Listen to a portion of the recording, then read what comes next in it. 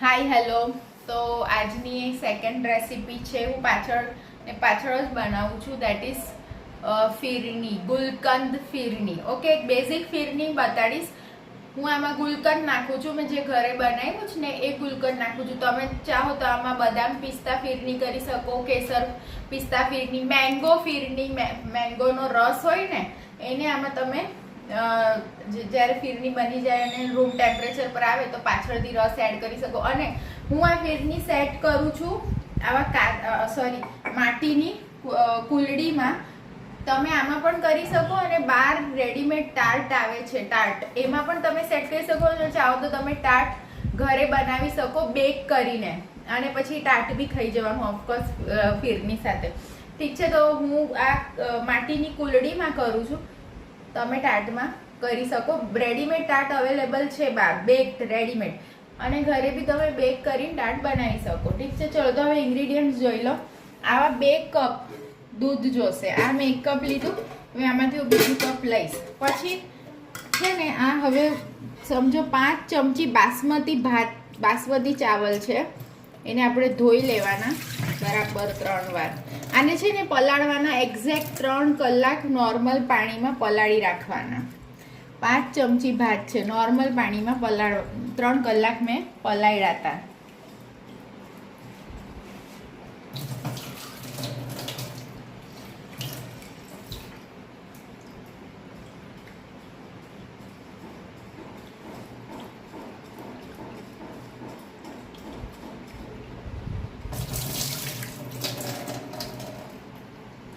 બરાબર. હવે આપણે શું કરવાનું, આ 2 કપ દૂધ લેવાનું છે ને, એમાંથી થોડું દૂધ આમાં લઈને આને આપણે મિક્સીમાં છે ને હવે ક્રશ કરવાનું છે. પણ એ પહેલાં હું આ 2 કપ દૂધ જે માપ છે ને એ પેનમાં નાખી દઉં.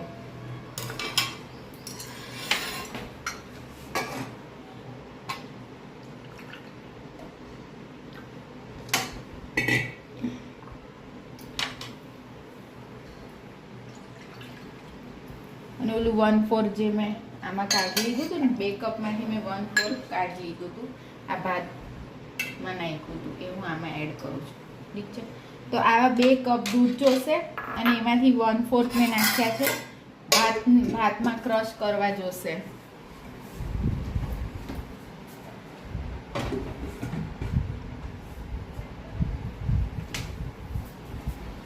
હવે બીજા ઇન્ગ્રીડિયન્ટ્સ જોઈ લો.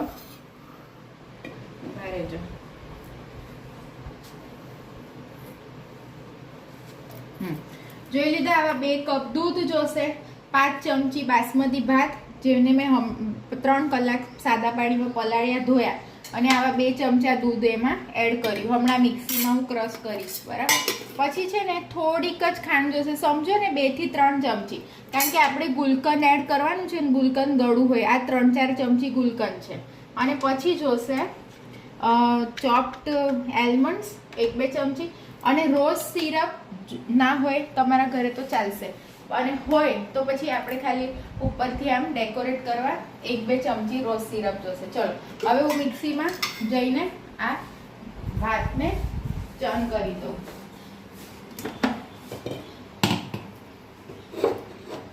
Please do like, share and subscribe my channel. I hope you like all my videos.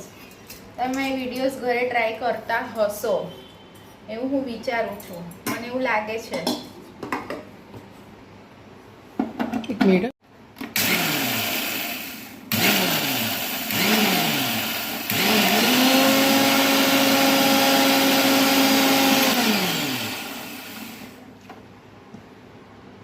હવે હું ચેક કરી લઉં કેટલું ચર્ન થયું છે.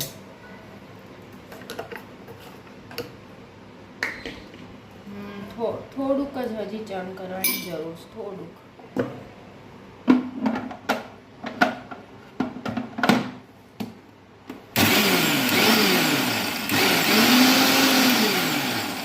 બસ ઠીક છે.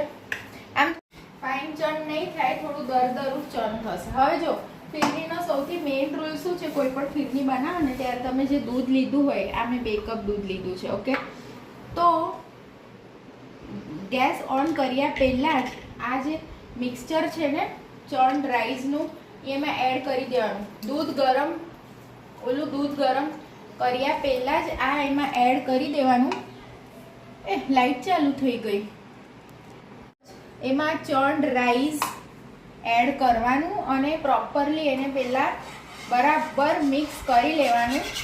પછી જ આ ફ્લેમ ઓન કરવાની, નહીંતર શું થશે, ગઠ્ઠા પડી જશે. જો ગરમ દૂધમાં તમે આ ચર્ન્ડ રાઈસનું મિક્સચર એડ કરશો ને તો ગઠ્ઠા પડી જશે. ઠીક છે, આ મેં કર્યું. બસ હવે શું કરશું, આપણે ગેસ ઓન કર્યો. પછી આવું એક સ્પેચ્યુલા લઈ લેવાનું અને હવે આપણે આ ફિરનીને ત્યાં સુધી હલાવવાની છે કોન્સ્ટન્ટલી, નહીં તો ચોંટી જાય કે જે આપણે આ ક્રશ કરેલા ભાત છે ને એ ચડી જવા જોઈએ ત્યાં સુધી આને હલાવવાની. બરાબર? તો જો હવે હું આને હલાવું છું. ભાત ચડતા થોડીક વાર તો લાગશે, તરત 5-10 મિનિટમાં તો આ ચડી નહીં જાય. મીનવાઇલ આજની નેચરોપેથી ટીપ આપું છું. આસોપાલવના પાન જે બધે જ આપણે જોતા હોઈએ છીએ, બટ અગર તમને કશે વાગ્યું હોય, ઘા હોય, રેશિસ હોય, કટ પડ્યો હોય ને વાગે ત્યારે, અને જો તમે આસોપાલવના પાનને મિક્સીમાં ચર્ન કરો અને એની પેસ્ટ તમારા ઘા ઉપર લગાડો, કટ્સ પર, રેશિસ પર, સ્કિન પર લગાડો, તો એને છે ને એમાં હીલિંગ કોમ્પોનેન્ટ્સ બહુ બધા છે જેનાથી એ બહુ ફાસ્ટર હીલ થાય. હું કોઈ પણ નેચરોપેથી ટીપ આપું છું, દેટ ડઝન્ટ મીન કે આપણે ડૉક્ટરને કન્સલ્ટ ના કરીએ. ડૉક્ટરને તો હંમેશા સૌથી પહેલાં કન્સલ્ટ કરવાના હોય. એમની બધી ઇન્ફેક્શન અને ઇન્ફ્લામેશનની મેડિસિન્સ એલોપેથી લેવાની જ હોય.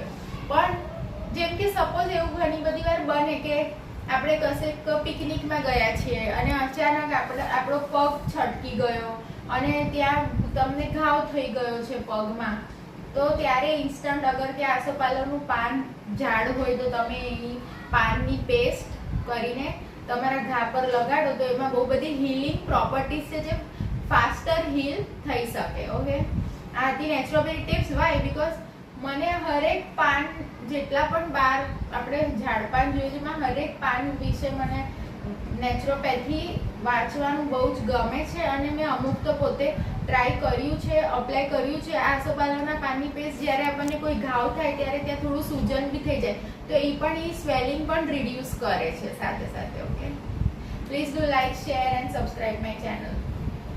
જો મેં ભાત છે ને 3 કલાક 5 ચમચી ભાતને 3 કલાક સાદા પાણીમાં પલાળ્યા હતા, એટલે છે ને આ ભાત અત્યારે 10 મિનિટમાં ચડી ગયા છે. ઓકે, ચર્ન કર્યા હતા ને, જો આ ભાત જો હું તમને બતાડું કેવા ચડ્યા છે. જો એકદમ ચડી જ ગયો છે ભાત. હવે આવી રીતે ભાત ચડી જાય ને તરત જ આપણે 2-3 ચમચી ખાંડ નાખવાની. હવે આનું પાણી છૂટશે થોડું, એટલે છે ને આને હલાવશું. પછી જ્યારે આનું પાણી શું કહીએ એબ્ઝોર્બ થઈ જશે ને ખાંડનું, પછી ગુલકંદ નાખશું અને મેઇન થિંગ ગુલકંદ નાખીને બધું મિક્સ કરવાનું. પછી ફ્લેમ ઓફ કરવાની. સૌથી ઇમ્પોર્ટન્ટ ટીપ, ફ્લેમ ઓફ કર્યા પછી ફિરનીને તરત આમાં માટીની કુલડીમાં સેટ નથી કરવાની. કેમ? તમે ગરમ માટીની કુલડીમાં સેટ કરશો ને તો જ્યારે ફ્રીઝમાં 3 કલાક આપણે એને ફ્રીઝમાં નીચે સેટ કરશું, ફ્રીઝરમાં નહીં, નીચે રેફ્રિજરેટરમાં, બહાર ફિરની કાઢશો ને તો એના પર એક જાડી પરત જામી જશે. એટલે શું કરવાનું, જ્યારે આપણી આ ફિરની તૈયાર થઈ જાય પછી એને બહાર અહીંયા રૂમ ટેમ્પરેચર પર પૂરી આવી જવા દેવાની. ફ્લેમ ઓફ કરવાની અને ફિરનીને અહીંયા મૂકી રાખવાની. રૂમ ટેમ્પરેચર પર જ્યારે આવી જાય પછી માટીની કુલડીમાં સેટ ભરવાની અને નીચે રેફ્રિજરેટરમાં 2-3 કલાક સેટ કરવાની. તો શું તમે ફિરની જ્યારે 3 કલાક પછી બહાર ખાવા કાઢો ને તો ઓલી જાડી પરત ના જામે એની ઉપર. ઓકે,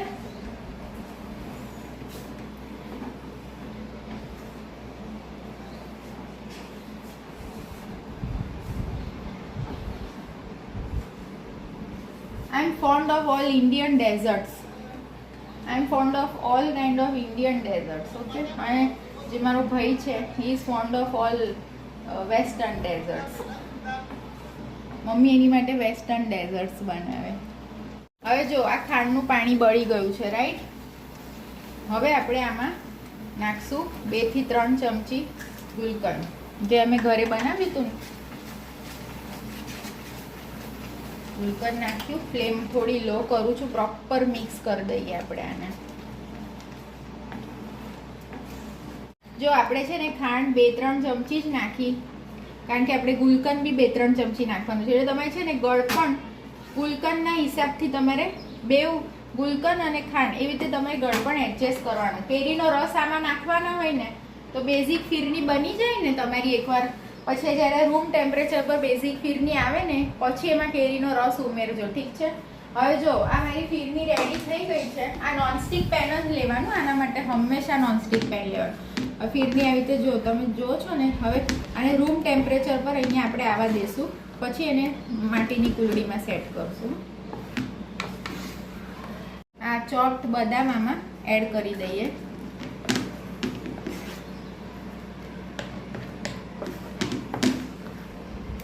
તો હવે આ રૂમ ટેમ્પરેચર પર ફીરની આવી ગઈ છે, રાઈટ. તો હવે આપણે આ માટીની કુલ્લડમાં એને સેટ કરી દઈએ. એક જ મિનિટ, ચમચી લઈ લઉં.